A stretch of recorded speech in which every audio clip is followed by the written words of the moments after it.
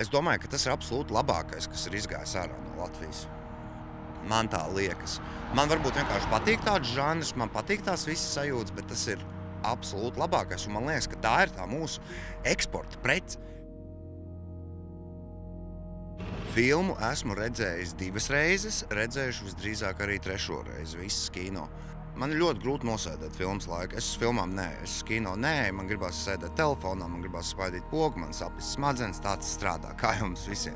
Tumšs zilajā evaņģēlijā es nereizi neizvilku telefonu no kabatas paskatīties, cik ir pagājis laiks, jo man likās, ka ir pagājis pārāk maz.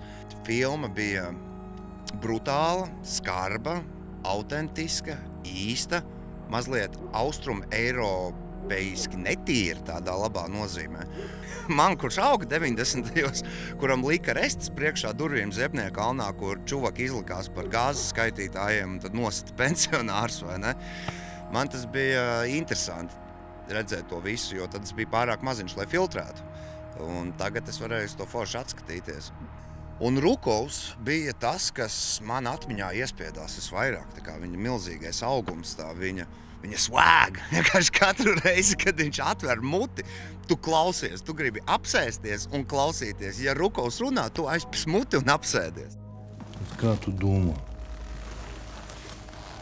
Labāk būtu bijis, ka komersants maksātu. Vai ka viņš te guļ zem zemes un pūst.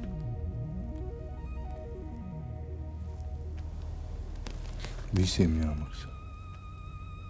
Vienā vai citā veidā, bet jāmaksā. Arī tev. Un arī man.